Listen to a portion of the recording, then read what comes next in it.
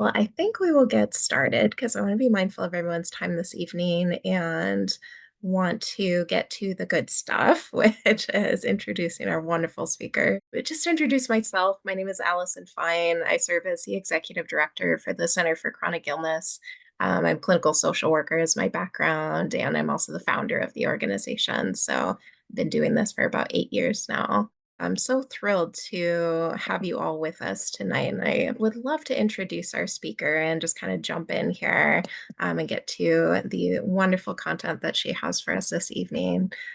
So Ilana Jacqueline is a patient and advocate and author of the books Surviving and Thriving with an Invisible Chronic Illness and also Medical Gaslighting, How to Get the Care You Deserve in a System That Makes You Fight for Your Life. And she's also the director of influencer relations at Health Union. And I know I'm going to butcher this, but I'm going to try really hard. So Ilana was diagnosed with hypogammaglobulinemia. Oh, so close. Hypogammaglobulinemia. Thank And you. that's only because I've had many years of practice saying it. So Ilana was diagnosed at age 19 and has since devoted her career to patient advocacy and disease understanding. And she's shared her life, disease journey, and advocacy advice on social media over the last several years. And she's really eager to share her advice, research into the field of medical gaslighting and trauma and resources for fellow patients this evening. So with that, I will turn it over to Ilana. Thank you for being here. Thank you so much for having me. Thank you so much, Allison, for organizing all of this. I've been very excited about this night for I think we planned it a couple months ago. And so this is great. And I'm so happy to be here with you. And I'm excited to tell you about my new book and my research and then be able to take some questions from all of you. Um, and again, you did a great job with my background. I've been a patient advocate for 15 years now, and I've worked all over the industry. I've been in the nonprofit space. I've worked with pharma and biotechs, and also in healthcare marketing, where I work now at Health Union, Director of Influencer Relations, and cast patients like you in social media campaigns on Instagram and Facebook. And I'm also a content creator myself. I used to run a blog called Let's Feel Better, which is how I got my first book deal. And now I share advocacy advice across social media, including TikTok and Instagram Reels and Facebook. And my first book, Surviving and Thriving with an Invisible Chronic Illness, came out in 2018. It's a great resource for young adults in particular, or newly diagnosed adults on just fitting chronic illness into their lives because it is just a reality. And I'm quite literally an open book, and I'm happy to answer any questions that you have about coping with chronic illness through your career, advocacy, anything about my own story, publishing, and of course, tonight's topic, medical gaslighting. And as Allison mentioned, you can share any questions that you have in the chat section. I will add this disclaimer before you too, though. I'm not a doctor, so I can't offer any medical advice. And I'll also add that every situation with medical gaslighting is unique based on you, based on your doctor, based on the urgency of care and the availability of care. But I'll do my best to share what I know and what I've learned through my own experiences, the research that I did for this project, and the interviews I've done with patients.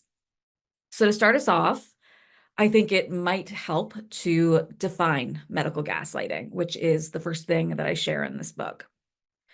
Medical gaslighting is the act of a healthcare provider dismissing or ignoring a patient's concerns or complaints and leaving them without a clear treatment plan or diagnosis, often stating that the patient has an unspecified mental illness or is exhibiting an unnecessary amount of caution. Now, nearly every woman I've ever interviewed in my 15 years of patient advocacy has had an experience where they've had their concerns dismissed. But it's not always so easy to recognize because medical gaslighting isn't always having a doctor yell at you or kick you out of their practice, isn't always like being insulted or turned away. Sometimes it comes to you kindly and compassionately. But whether the tone the provider uses is kind or cruel, it still separates you from the thing that you most needed, the evidence-based care that you deserve. And I want to share an excerpt from the book with you that is either going to help you recognize or refamiliarize the ways in which you may have been medically gaslit in the past. So this is Cover the book, by the way. Okay. So medical gaslighting won't always sound exactly like the phrases below. But the following are things healthcare providers commonly say to gaslight women out of pursuing a diagnosis or treatment. Mental health and stress excuse. When a physician blames symptoms solely on mental health or stress instead of attempting to perform any testing. I think this is all in your head. It's probably just stress. I think you just need a vacation. What does your therapist have to say about these symptoms? If you just thought more positively, you wouldn't focus so much on your symptoms. Alternative motive excuses. When your doctor believes your symptoms are in avoidance of something they believe you perceive as a chore. Are you sure you're not feeling sick because you don't want to go to school? Is your goal today to have my sign off on disability benefits? Because most of the patients I see just need a little pep talk to get back on their feet. Does sex really hurt, or are you just not attracted to your partner or confident in your body? You know, a lot of girls your age claim stomach pain when they're trying to hide an eating disorder. Insufficient data excuses. When a physician has performed limited testing to diagnose the problem and does not want to pursue more. Your basic blood work or imaging looks normal, so you must be fine.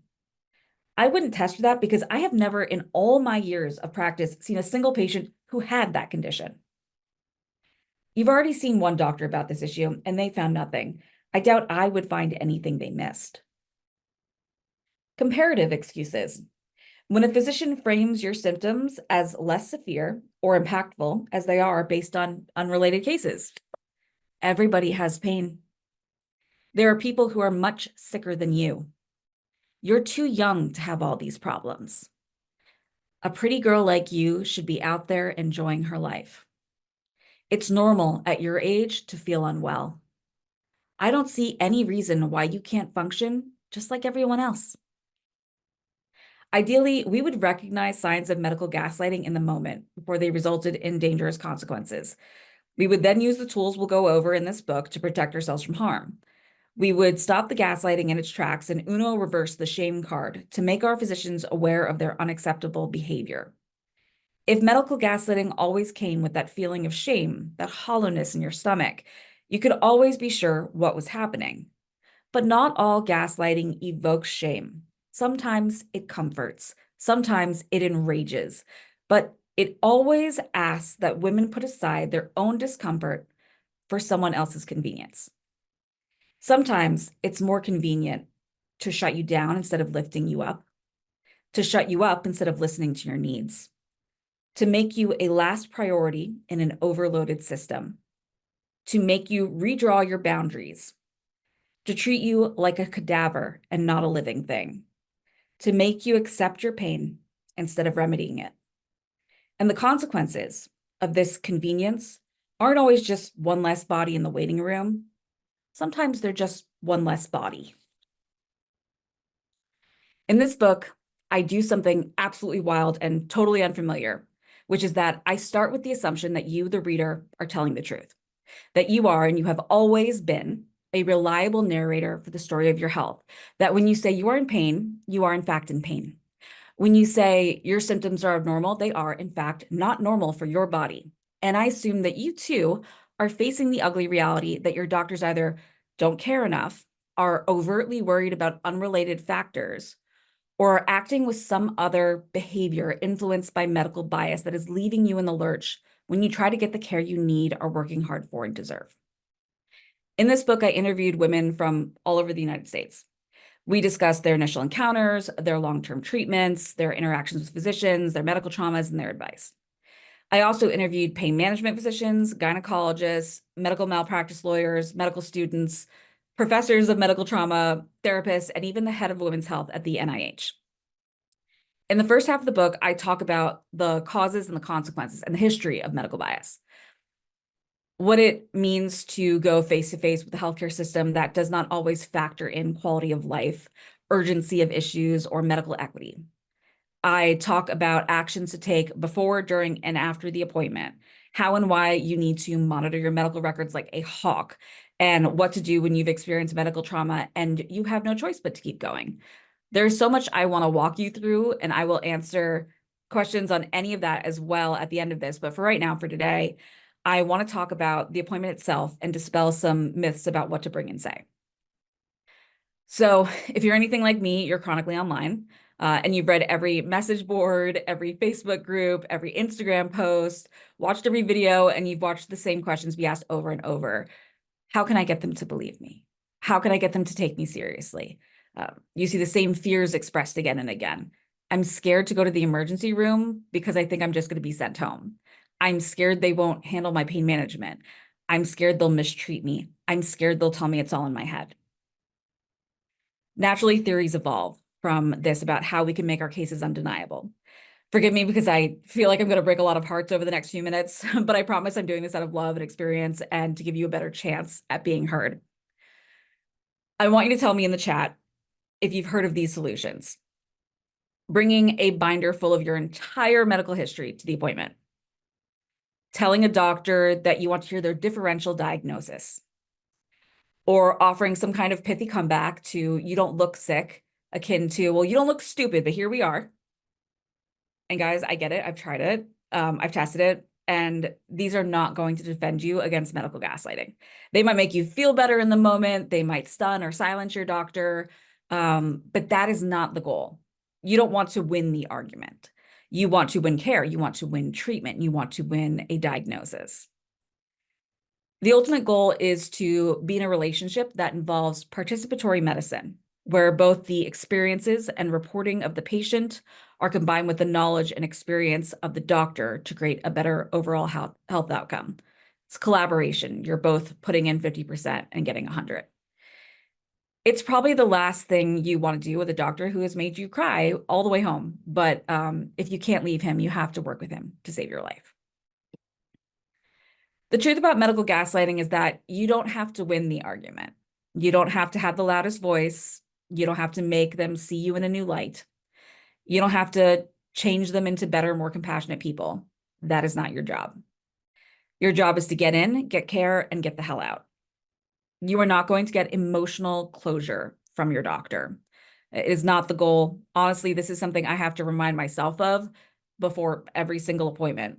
I'm not going to get a fairy tale scene where I come in with a condition I've had my whole life and have them say, yeah, I totally get that you have this disease and you're doing the best you can to deal with it and you're doing it to the best of your ability. It's amazing when you do get that. That's like golden doctors, but you can't go in with that expectation. The validation is not going to come from them. It just isn't. If I come into every exam room hoping for that, praying for that, and in my heart expecting that on some level, I'm going to walk out in tears. I'm going to feel disappointed and hurt, and it's going to show up in my words and my demands and my facial expression, which I can never hide. It's going to make me look cut off from the idea that I'll be a good partner in the group project that is my health. And I fail myself before I even begin if I come into the room like that. I've got no chance at getting what I need at all. So you have to find ways to approach each appointment with calm, with level-headedness, and with a lack of upfront emotion. If you can do that, you can have the best possible shot to present your case in a way that will leave no choice but for them to do the testing, supply the treatment, and become your collaborative medical partner. But you can't make them kinder or more compassionate or a friend. And it shouldn't be an expectation that you will. You don't have the biggest ego in the room, but you will still have to lay down whatever remains of it and claim and own your health challenges. Doctors will trust you more to be a collaborator when you admit defeat in some areas. So like if they're gaslighting you because you're overweight and they're blaming everything on being overweight, start by admitting that you too have seen a scale and you acknowledge that you are overweight. Don't let them get stuck on the idea that you being overweight is the end of the conversation. Do that, do that so that you can move forward and say, I hear you, and I've been overweight before. I've never had this problem, or I had this problem before I was overweight, or this problem caused me to gain this weight. And that's why we are here and why I'm here. So how do we fix it? Because blame and shame is not a treatment plan, and they can't get away with writing you off as if it was one. You also need to supply evidence. Now, I often see the suggestion of bringing in a huge medical binder, and I was the biggest proponent of this, like very early on in my advocacy career. I was like, oh man, I still have it in my closet over here, like this giant medical binder that I used to walk into doctors' offices with and think, this is it. They're going to come in, they're going to know that I know what I'm talking about, and they're going to respect it. Please don't do this. Please don't do this. Dumping your entire medical history on a doctor is not going to make them want to take action for you. It's going to terrify them. You need to summarize. You need to make sure your entire medical history that is online is accurate. And if it's not accurate in the portal, you need to contact your past providers to get them to correct that information. And most of us here in Seattle are on my chart, or Seattle, Washington area are on my chart. Most of the hospital systems are. Um, I really go into detail in the book about medical records, and about having a misdiagnosis in there, having a diagnosis of exclusion in there without having had the tests, having notes from your doctor in there. There's so much packed into that chapter that is so important to read. And if you are not, for some reason, signed up for your medical portal, please, please do. And please read it before you go to every appointment. And when you get out of every appointment, read what they said to make sure that you two had the same conversation, because there have been many times where you think you're on the same page, and what gets written down in the notes is something absolutely wildly different that can then impact the next doctors that you go and see. So, you also need to do your best not to get caught off guard by a potential solution offered up by your doctor. And yes, I'm talking about Googling your symptoms and staying on top of research for your disease and talking to other patients like you so that you have an idea where this journey leads. So you can be prepared for things your doctor might not think to tell you about. Um, so for instance, if you have something like Ehlers-Danlos or dysautonomia, or one of those diseases that most doctors, I mean, it's hard, like they may not know what to suggest, but wonderfully, if they do some research, you kind of want to know from the experience of other patients, how did that go? And it's really for any disease. If you have migraines, you want to stay online and you want to find out what we've had 10 medications come out in the last couple of years. How are they doing? Are we like, would you really want to try that? Have you looked at the side effects? It's good to go into the room having some information. It's okay if you don't have that information, you have to go home and look for it. But it can be so much easier to go in with a different perspective and be able to ask the questions that you want to ask instead of just taking the script, coming home and not really knowing. Um, if you can have time to confidently and with having had a chance to explore it for yourself, like say, yes, I want to move forward with that treatment plan, or I'm not interested, what else can we do? It's good to be able to know how to kind of turn that conversation around if that treatment that they're suggesting is just not the one for you. Before you go into this appointment, I'd suggest practicing what you want to say, because you need to be confident and firm about your experience. You didn't kind of have back pain, you had back pain, and you know that it was a result of the last procedure. You didn't not do great with the last medication. You had a bad allergic reaction you're not willing to repeat or allow to happen again. Remember that the goal of gaslighting is to manipulate you into recanting your understanding of what's happening to your body. So you need to be firm about what is happening to your body. I know that it's exhausting to not be believed.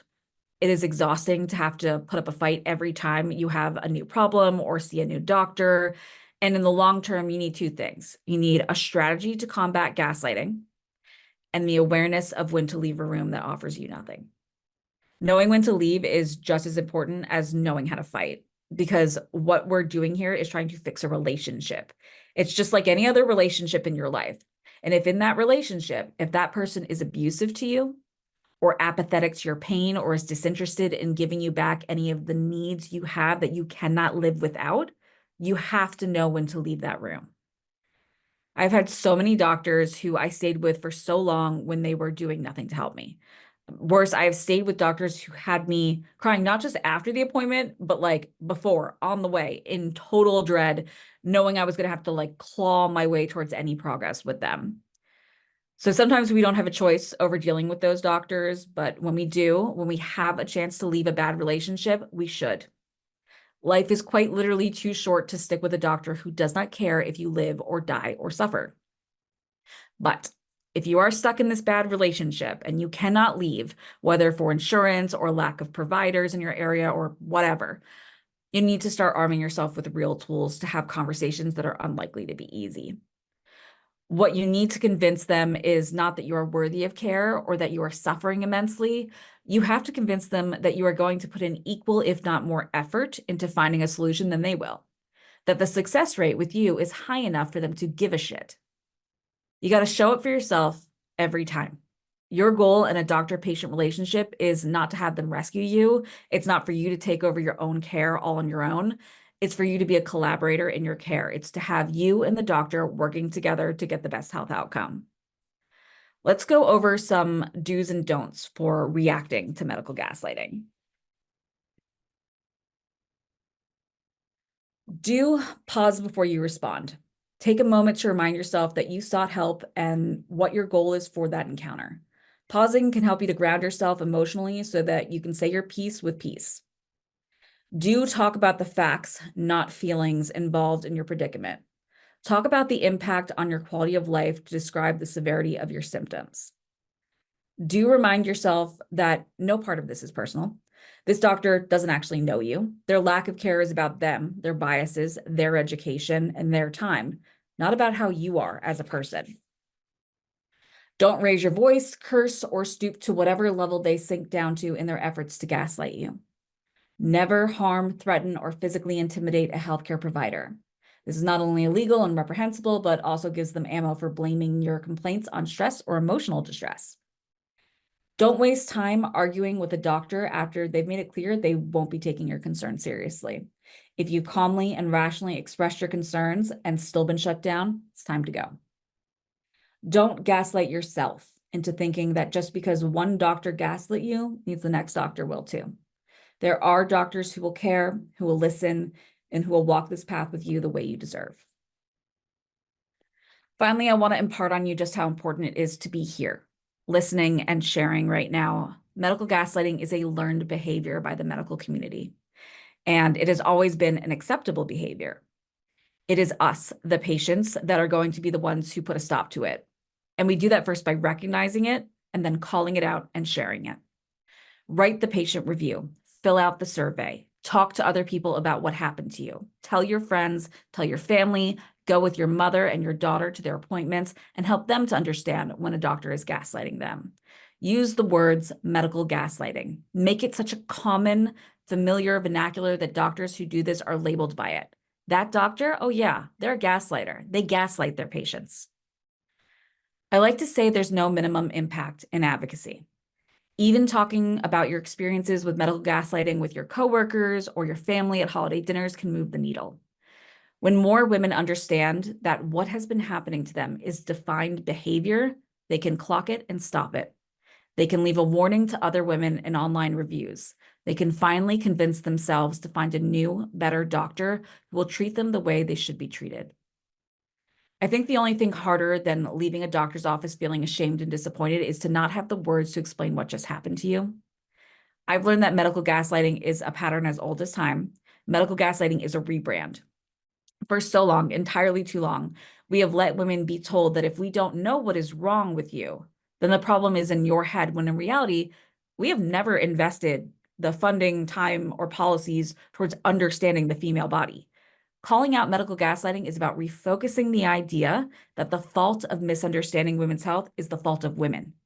In reality, the stagnation in understanding women's health is a very deliberate thing. We casted women out of clinical trials. We never invested in understanding how treatments for humans impact 50% of those humans. It was always easier and cheaper to ignore women complaining about their bodies. This book is full of situational advice on how to respond, how to better understand why things happen in the system. It includes a deep dive into medical bias on race, weight, appearance, all of it. But whether you want to learn the history of women's health or learn about the types of therapies that might work best for those with medical trauma, I promise you this book has something for you that is unlike so many others out there that simply discusses or complains about what we face. This is about fixing it. I hope this book serves you everything you've been hungry for and helps you as a regular resource that you can pull out at any time. when you're feeling alone, when you're feeling scared, when you feel like you are the only one who has ever been made to feel small and that your life or quality of life is unimportant. Know that there are so many women and patients who have sat in the very same parking lots as you outside of the very same doctor's office and thought, did that really just happen? And is it my fault? I hope that this book gives you a reaffirmation of the reality we are all facing as patients. And if you have any questions, I'd be happy to walk through them. Yeah, thanks so much, Ilana. We do have a few questions in the chat. Let me just scroll up here and get to the first one that came in. And thank you all for sitting through that tirade, which I I think it's so validating for all of us who have been in this situation, and who've seen doctors that haven't been helpful or, who've had bad experiences in the medical system. So, your book and hearing you talk is so, so helpful. Okay, sorry, I'm just multitasking here. Okay, so Kate had a question about what they're gaslighting you about is the medical record. And she says, for example, you contact them to correct information or visit notes, and they say, "Oh, it's fine. It's not worth changing all the tiny details." oh, it is worth changing all the tiny details, especially when there's something in there that is invalidating what you're saying or what you're experiencing. I do have in here, like I said, I do have a whole chapter on this because this is a common issue that it's in there. We say, you need to fix this. And they say, no, we don't. There is an appeals process that you can do for this. A lot of it is also persistence. And it's really annoying to have to day in and day out keep requesting. But a couple of the tips in there, because again, this is a long process to appeal a medical record and to get them to fix things. Um, Everything that is a message in your portal, if it's on my chart, I don't know about many other, there's only so much research I can do on the all the other small electronic medical records, but the good news is that the majority of online medical record in the next 10 years will be my chart, Epic Systems. Everything can be seen in the portals. So if you're sending a message to your doctor and you're saying, I'd like to appeal this, this is not what happened, at least the other doctors can see that. Another kind of tip that I offer for what to do in the meantime, bury it. You can bury it. You have to keep going to other doctors and getting their most recent notes because it's more likely that that next doctor, whoever you're working with, is going to read the latest notes versus the notes from 6 appointments ago. And it's okay to go in and get a second opinion. It's okay to go in and get a third, fourth, fifth, 10th opinion until you get what you need. So that would be my advice. But again, like I said, there's a whole chapter in here that's like very explicit details. Yeah, thanks so much, Elena. So another question for you here is from Tony. So she says, how do you make sense of doctors' notes and summaries when you don't even understand the language that they're using?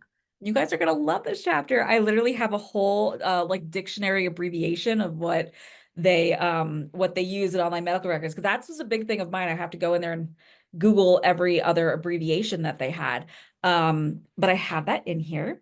So all the acronyms that you see in your chart. I also talk about, I don't know if any of you have ever had this, but I noticed years ago that I was getting like notes in my chart that was like, Ilana is a very pleasant something something girl.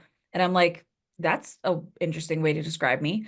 And there are all these like pre-formatted like fill in the blanks that are put in Epic that it's they pop up and they just populate like the tiny details. So you'll see a lot of that in your records as you go through them. Um, but also, if there are things that you don't understand, like for me, the hardest thing are the radiology reports, imaging reports. Like that is, but of course, because they also show up before the doctor has looked at them, and I need to know.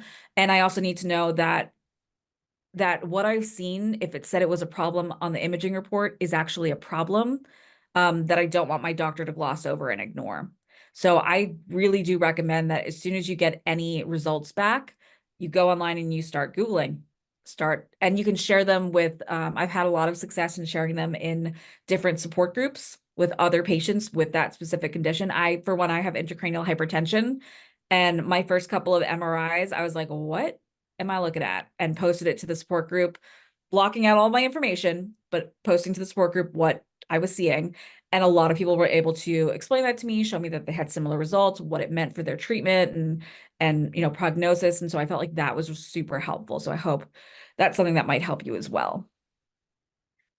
For me, Ilana, I also, I'll Google all the words and then I'll kind of use that to formulate questions for the doctor when I go in. I know I'm not going to know all the Yeah. words mean, and that's okay. But, then I'm able to say, okay, doctor, what is this? And what does this mean? And what does the future of this look like? And that sort of thing. And so I don't put pressure on myself to be the expert, but I use that as kind of a tool to formulate questions for when I go in. I Um, think that's a great idea. And I also hate to throw the medical community under the bus, but they're all using AI right now to read the radiology reports and go through them. All the insurance companies are using AI to cover everything. So you should use it as well. Dump that report into Chat GPT and ask what it means, because it can tell you. that's such a good idea. Okay, a couple more questions that have been coming in here. So Haley says that she'd love to hear your thoughts on managing gaslighting at a more systemic level. How can we get the relief we need if doctor after doctor deny that our condition exists?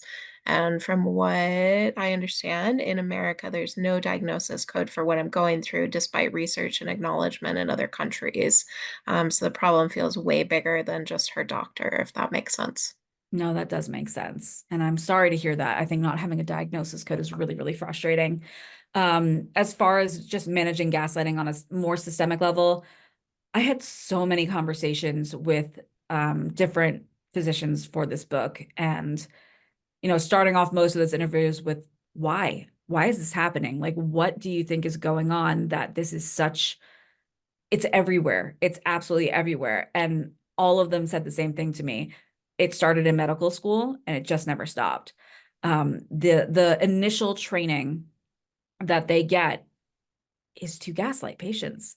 And I think the most compelling interview that I did about this was with Dr. Alopi Patel, who is a pelvic pain.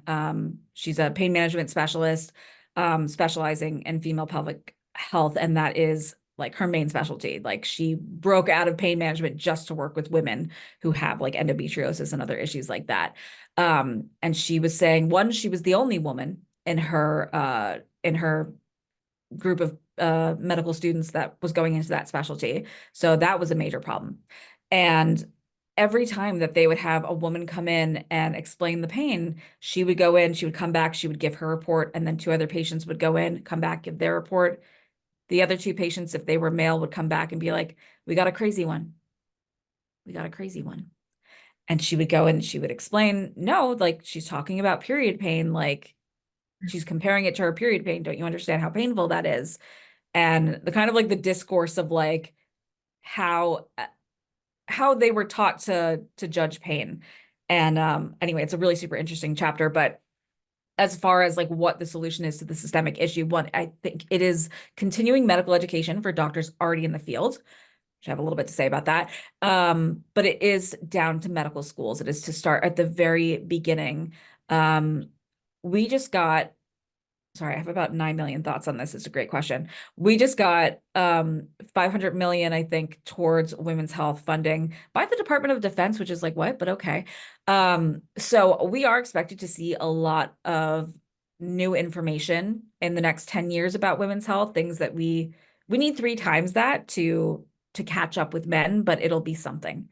Um, so I see that at a systemic level helping give more information. I think we're starting to see a lot more about menopause right now, which was just simply not regarded medically, period. Like just sorry, you're sweaty. But I think we're going to see a lot more scientific evidence that women's bodies are in need of so much more care than we're giving, and that is going to help the problem. I believe that this just generation of physicians that we have right now that have grown so accustomed to ignoring women's health and pain and problems are going to die soon or retire soon. And I believe that that there is going to be so much more fierceness, especially by these younger generations, that they will not be tolerating medical gaslighting. And there's going to be a real movement to have continuing medical education, or these doctors are going to lose their patients, they're going to lose their practices, they're going to get, completely canceled, and it's going to be a real problem for them. So I have a little bit of hope on that level. Um, but I understand right now that it is so frustrating to be a woman, to be in America, to be in pain, to be sick.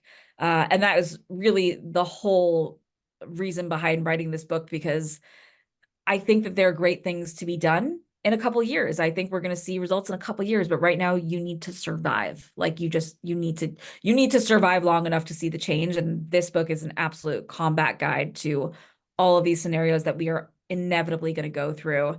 Um, so I'm hoping that will provide some relief as we wait for the systemic change. Thanks so much for sharing that, Ilana.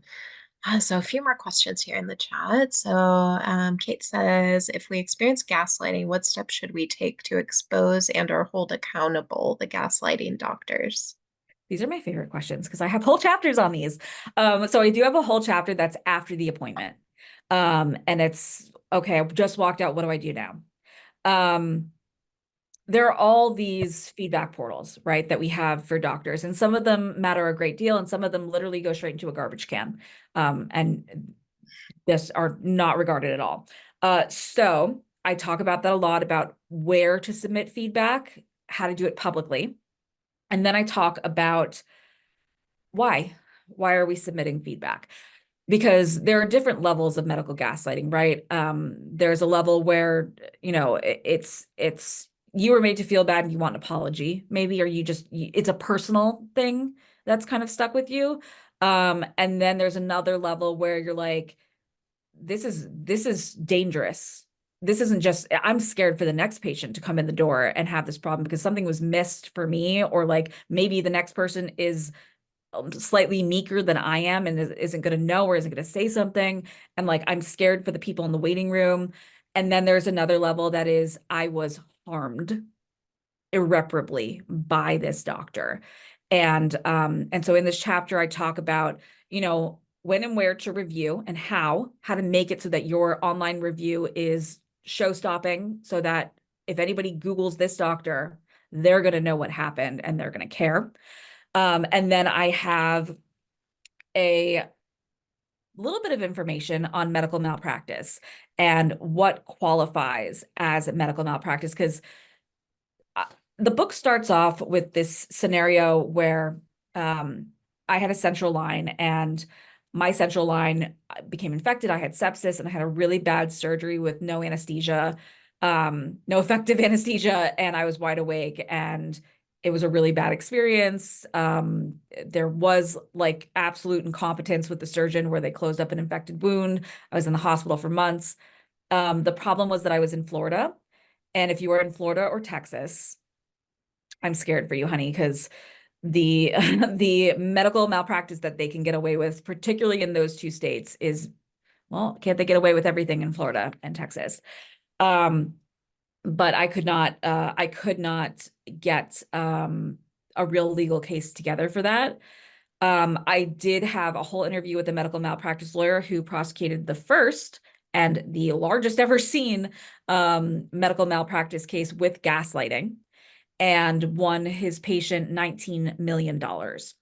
And so he had some good advice for us. And one of the things that we talked about was the four elements of medical malpractice.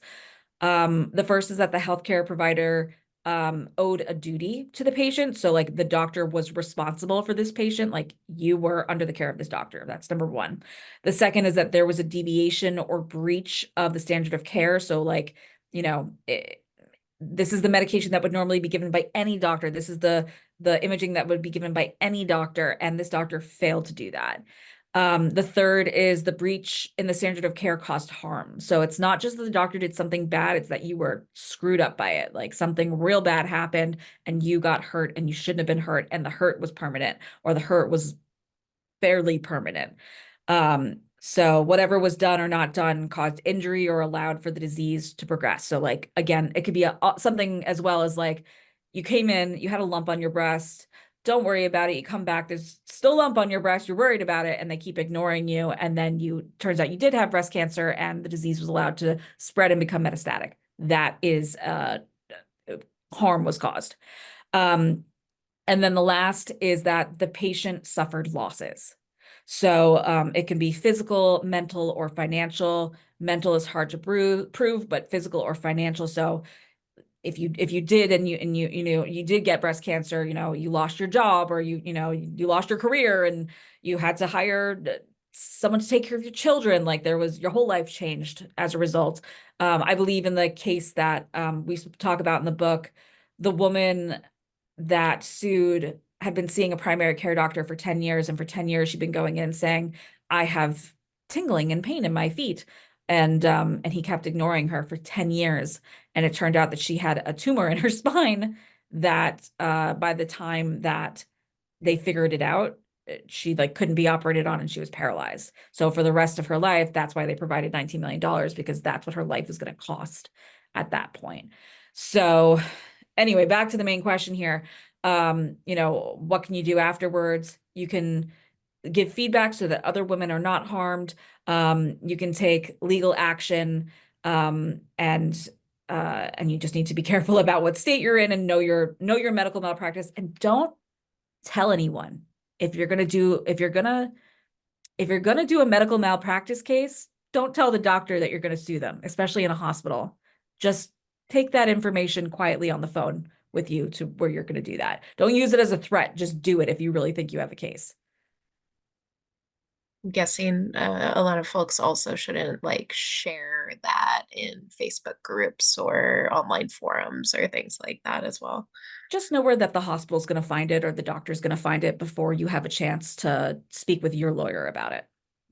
Yeah. Yeah, thanks so much for answering that.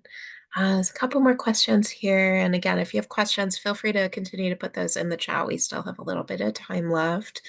So another question from Tony who says, have you ever been made to feel bad about asking for a second or third opinion? Yes. I mean, I definitely have, and I've there have been times where I see a doctor, he gives me his plan. I go and I'm like, okay, well, I'm gonna think on that for a minute, and then I go and see another doctor, decide, well, they have the same treatment plan, and I guess I prefer the other doctor, and gone back. One of two things always happen. It's always going to be one of two things. One, I'm glad you did your research. Yep, just I'm glad you came back. This is it's good to see that you're, looking for the best plan for you, and let's get you started. Or get out. Like, I mean, that is always, that is always a possibility that the doctor's going to be like, you had the audacity to look for another doctor, which is silly. I mean, it's absolutely silly that they would, because, and I think the way to combat that is, wouldn't you? Especially if it was something very serious. I mean, if you have like a head cold, you know, I don't know. But if you, any surgery of absolutely anytime someone is taking a scalpel to your body in any way, that is a multiple opinion red flag for me. And if any doctor has a problem with that, that is also a red flag for me. And I would probably go get a third opinion. Um, so yeah, certainly that has happened. It's a risk, but it is a risk worth taking always. Yeah, thanks so much. So one last question here. Oh, actually, no, I think we've got maybe two more. So do you have any advice, Annika wants to know, for staying calm and level-headed when trying to get necessary care when you're anxious or scared of possible treatments because of medical trauma? Great question. This is okay when you're anxious or scared or possible. Yeah. So I'm sorry, I'm trying to like unfold this question. So, you have any advice for staying calm and level-headed when you're trying to get necessary? Okay, so like if you mean going back to the doctor's office, because I had two thoughts on this. One, if you're scared of going back to the doctor after you've experienced medical trauma, um, Definitely. I have a whole chapter on medical trauma in general. I spoke with Dr. Michelle Flom, who's a professor at Xavier University, who created the first, thank God, the first course for healthcare providers and licensed therapists to take to certify them in medical trauma and how to deal with patients who are experiencing that. So thank goodness for that. That's one of the systemic pieces that I feel hopeful about. But she had a lot of great advice. There are so many therapists and so little information on medical trauma. And so we see a lot of just regular cognitive behavioral therapy as the main treatment for medical trauma. Unfortunately, what she's seeing in her research is that that's just not the way to treat it. That somatic therapies are having a much better result for patients because it really is just a full body anxiety. And so I talk a little bit about EMDR in the book. And I think that was at least I've heard from many patients that that has been very helpful. There are other types of somatic therapies that are working well for this. Um, so I definitely wrote a whole chapter about that. And then my other thought on this was, um, uh, so in the during the appointment chapter, I talk about, I've given all this advice where it's like, I want you to stay level-headed. I want you to stay unemotional. And then I have a section that's like, oops, I cried. Now what? Because that's gonna happen. I mean, it's absolutely gonna happen. Like you're gonna do your absolute best, but there's just gonna be a time where it happens, and that's okay. Have some grace with yourself. And I have some advice on literally just that. Oops, I cried. Now what do I do? Just to like help get you back on track. And it's like, okay, we're gonna take a deep breath, you're gonna refocus, you're gonna be like, clearly I'm having some feelings about this, but I want to get to, and it just kind of like helps you guide the conversation away from what just happened and back towards the solution that you're looking for, so that any attempts at comforting you, which is not what you want, you don't want to be comforted. Don't touch me, don't tell me I'm a good girl. That's not what I need. I want to get back to the solution. So I do have a whole section here that's just like, oops, I cried. Let's get back to where we were, because it's just kind of like a detour that you just took, and now you're going to get back to where you were going. So if that, I didn't know if that question was asking in which situation, like overall medical trauma, or just like when you're unfortunately in the appointment and you've got to be strong and you have a moment. So I hope both of those, both the chapter on medical trauma in general and the during the appointment oops I cried section, will be helpful for that. Yeah, thanks so much. Okay, a few more questions here. So regarding reviewing a gaslighting physician, I'd be concerned that I would be seen as a patient non grata, not Mhm. just with that doctor or practice group, but maybe more broadly. Smart, you probably would, which is why I do suggest that you don't use your real name. And you don't need to use your real name on Google reviews or any of the sites that if you have to use, if they're for some reason making you use your full name, run. Like, yeah, don't fill that out.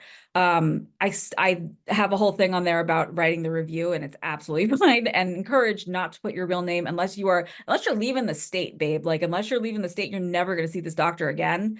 Like that's when you can put your full name. But until then, yeah, let's be careful on the internet, especially now.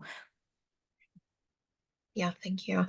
Another question here. How do you deal with internalized self-gaslighting? How or how often? Because daily. Um, I think that's something I personally like. I'm always dealing with that. Like that's, um, I mean, I can tell you that personally, I have an issue with endometriosis and abdominal adhesions. I've had 9 surgeries. I have 9 surgeries that I've successfully advocated for, that I went in and demanded surgery for all of them, knew it was the right thing for me, found the surgeons, like did all the work. And I can still go into a post-op appointment where there was a successful outcome of the surgery that I intended to have with the intended result, and I did the right thing. And I will still have a doctor make one little comment, and I'll still be like, was it me? Did I make this up? Did I make the 9 surgeries up that I had? Did I make up the disease that I've had since I was 19 years old in my head? It's so real. Like it is absolutely so real, that self-gaslighting. And all I can say is therapy. I go to therapy every week. I love my therapist. I found someone who specializes in chronic illness, who specializes in complex illness. You need to find your tribe with mental health. I think this is amazing. Like if you, the support groups, go for it. Like this is where you need to be because you will always face, even after the most successful incidences, some comment that's going to make you stop and be like, is it me? And it's not. And I will toss out there that on our Center for Chronic Illness website, on our resource page, which is not hugely built out, but we do have a link on there to a spreadsheet of chronic illness mental health professionals that is a national list. And we are currently working on expanding it with our awesome social work intern, Kate. Um, Thank you, Kate. So, if you do not have a therapist that understands chronic illness, first of all, send them our way because we do offer continuing education trainings for therapists who work with patients with chronic illness. But also, think about finding a therapist who does understand chronic illness. And I will send out that link with a follow-up email after this, so you'll all have it. But it's a building list, and I think has some really great clinicians on there who I've met personally who I can't vouch for their clinical experience that you'd have with them in sessions, of course, but yeah, we try to add folks to the list who truly specialize in chronic illness. That's perfect. You just answered that next question. So that's amazing. I think, when I think of my therapist, and I think the other thing too is to remember that sometimes your first therapist won't be a fit, and that's totally okay. You just have to keep trying to find your best friend, your person, and just keep looking. I know when I moved out here, I was like, how am I going to find someone? And I don't have cancer, but I Googled like cancer therapists, my area, and that's how I found mine. And incredible. So I think that's great that that list exists too, because we need that for sure. And as a therapist, I'll say that not every therapist is a fit for every person. So, just like it's okay to switch doctors, if you find a doctor that's not a good fit for you, it's also okay to find a new therapist. And if there aren't any chronic illness specific therapists in your area, like Ilana said, look for somebody who works with patients with cancer or look for somebody who specializes in like grief and loss. And I've tended to find that those individuals have a greater understanding of this process of chronic illness that, your average CBT therapist does not. Amen. Okay, another question for you here, Alana. Just a few minutes left here too. So, Kath says, have you had a good or bad experiences reporting care issues to medical staff admin for peer review? Oh, okay. Personally, no. And and in the same vein where I was mentioning if you're going to start a malpractice suit against a physician, I wouldn't start there. However, I mean, I think it depends too on like, is it a hospital? Is it a private practice? Is it, do you plan on staying there? Like, I think it really comes back to like, what is my goal with doing this? Is my goal, because here's the thing. If it's not medical malpractice and it's not warning the next patient, which are separate processes to punishment, I guess, then the only thing left is the feeling of revenge and wanting just for your own sake and it's not bad. There's nothing, I'm not saying that negatively. Like truly, I'm not saying that negatively to seek for that doctor to learn, grow, and be punished for what they did to you. Um, However, the likelihood that they will learn, grow, or be punished for what they did to you is so unlikely. And I would rather you spend your time either warning, or if something was broken enough that they need to fix it, and pay for it, suing. But otherwise, I think it keeps coming back to me to leaving rooms that are not serving you. I don't want you to waste any more time feeling sick or feeling anything other than like on your way to the next step, because there are going to be so many fools that you have to walk over to get to your diagnosis and your right treatment, and you just have to keep going. They'll get theirs. That's such a great point, Alana. I mean, I think that figuring out what are you trying to get out of the situation, and then, is it just, you need your feelings validated because this was a really crappy situation and you need somebody to tell you, yes, you shouldn't have to be treated that way or you shouldn't be putting up with this. You're probably not going to get that from the doctor. So figure out, can you get that somewhere else? Can you get it in a support group? Can you get it from a therapist? Can you get it from maybe a different doctor that you have a good relationship with who doesn't tend to gaslight you? But yeah, I think figuring out what's the goal is a really great suggestion. Exactly. And I also want to mention too that when you're in even if you worked somewhere like Sephora and a customer has a complaint and they come back and they complain about you to the manager, think about the real amount of like repercussions there are in that situation. Like they've if the store is busy, they're not going to fire them. And that's kind of where I land too, is like, are they going to fire them over this? Because if they're not going to fire them, then what does it help? Because they're not going to they know what they did wrong and they're just not going to change it, kind of thing.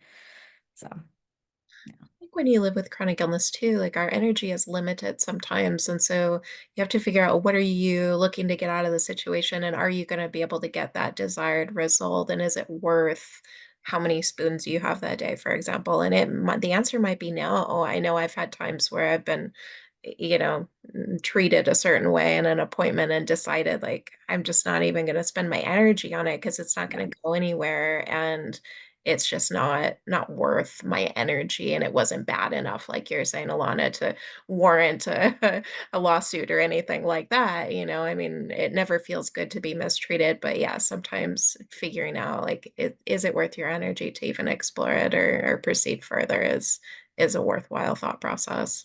Yeah. Mm. Well, Anna, I know we're at the end of our hour here. Does anyone have any other questions? I know I mentioned I would give you a minute or two to come off mute if you weren't able to type your question in a chat. So want to give people an opportunity to do that really quick before we wrap up.